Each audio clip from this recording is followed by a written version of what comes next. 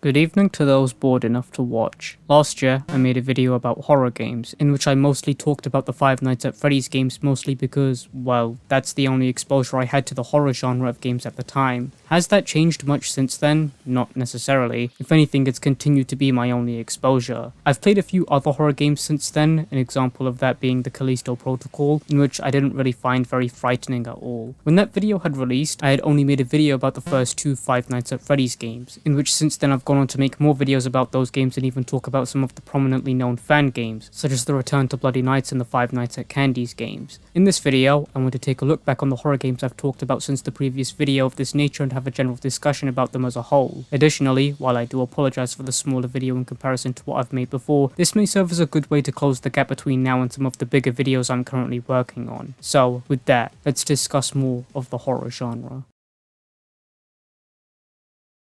When I'd made the video last year, I'd only made a video about the original Five Nights at Freddy's at the time. Since then, I've gone on to cover all of the games made by Scott Cawthon. As mentioned, a lot of my exposure to the horror genre of games has been widely associated with this franchise, in which while I have a lot of issues with some of these games, I have grown to appreciate this franchise more and more. I'd be lying if I said that my fondness to this franchise isn't slightly associated with the fact that I grew up with most of these games, because some of it is, and I do feel as though I can appreciate them regardless of their issues, much like anyone else of whom grew up with these games. I will say, whether it be associated with me simply growing older, or I simply learnt how these games work, I do feel these games getting less scarier with time. I do want to talk about the latter, mostly because as time progressed, I have somewhat developed a fixation with how these games tend to work for whatever reason. This has a lot of upsides. For example, it really is interesting to learn more about the games that I love. However, the unpredictability that made these games so scary lessens as a factor. If I get jump scared, I know why. If anything, I know more about how not to get jump scared and how to exploit my way through nights. I'm sure during a lot of my videos about these games, you would have listened as I rambled on about techniques such as office stalling, camera stalling, or how a certain animatronics AI works, in which while I do randomly dump information as a result of a lack of control to not do so on my end, that ultimately makes the game less scary simply because I understand how the game works. If anything, I'm sure that many people who've played these games would understand the feeling of being jump scared, having feelings of frustration or irritation associated more with fear. Somehow, the fourth Five Nights at Freddy's game tends to make me jump at times, despite me knowing how it works. Whether it be the feeling of staring face to face with whatever is beyond the darkness, or simply because the game forces you to risk going partially deaf by making you put your volume up all the way to emphasize the auditory aspect to the gameplay, I'm unsure. Nevertheless, the fourth game has become my favorite amongst the series for that reason, in which even during my childhood it has always stood out to me. Whether it be because of the layout and the gameplay being so drastically different to what we'd seen prior, or because I found it to be the most scariest, I'm not sure. Either way, these 7 games will always have some significance to me, and while I'm yet to play through more of the newer titles, the ones made by Scott Cawthon will continue to have a special place in my memory. The Return to Bloody Nights is a fan game which I became a fan of not only of the game itself but the team behind it, Twisted Mind Games, after playing through it. I enjoyed this game for a lot of reasons, such as the story, the gameplay and the overall atmosphere and unique nature of the game. I really enjoyed it for those reasons. I hadn't been well accustomed to fan games at that point, and to this day I'm still not, but even then I still found myself thoroughly enjoying this game. For those wondering, I am aware of the comment left by the developer on my video, and I am also aware of the Game Jolt post about my video, in which I am eternally grateful for it. It really did make my night to receive such a positive reception to the video, not only from those who watched it but from the developer of the game itself. I'll admit, I've become a fan of Twisted Mind Games since I played this fan game. They're clearly a talented team of people, and I really do anticipate seeing what they release next. The Five Nights at Candy's fan series is one of the more recent trilogy of games I've played, in which I have become a fan of Emil Mako's work since then. I do occasionally follow his work, when he posts about it that is, in which I do appreciate the quality and effort he puts into his work. There are many things I appreciate about the Five Nights at Candy series, such as its unique ability to take inspiration and merge it with its own ideas to create a mechanically interesting game that is extremely fun to play. Furthermore, I really loved the story that the trilogy had told with Mary Schmidt. The storytelling in this series has been amazing, and I really did enjoy following it and learning more about it when I was playing through the trilogy. I really cherished the time I had with this fan series, and I look forward to seeing what Emil Mako releases next. The Callisto Protocol was a game that had released the previous year, that being 2022 for those watching in the future, and which intrigued me when I first crossed paths with it at an ASDA. I really enjoyed the time I had with this game, even despite all of the issues I had with it, ranging from its story to the gameplay. There was definitely a lot worth appreciating about this game. I am aware of the Final Transmission DLC that came out a few months ago to when I'm working on this video, in which I am yet to play it. I do feel as though this game could have used a lot more development time and a more organized development process at that, considering how incoherent the story felt, but other aspects such as the graphics and the voice acting were amazing and memorable aspects of the game in which I do appreciate a lot. With that, I do feel as though I've talked about a lot of the games I've previously covered on the channel over the course of the past year, so with that, I do want to conclude things.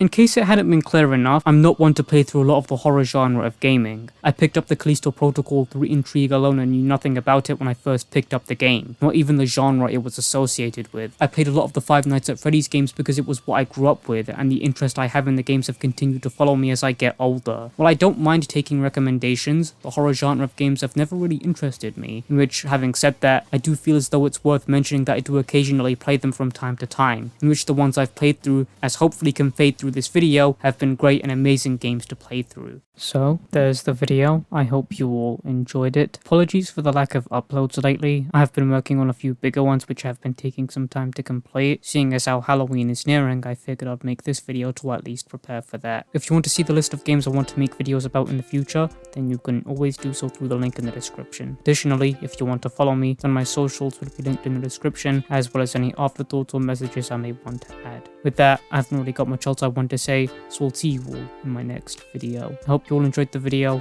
and I wish you all a very pleasant evening.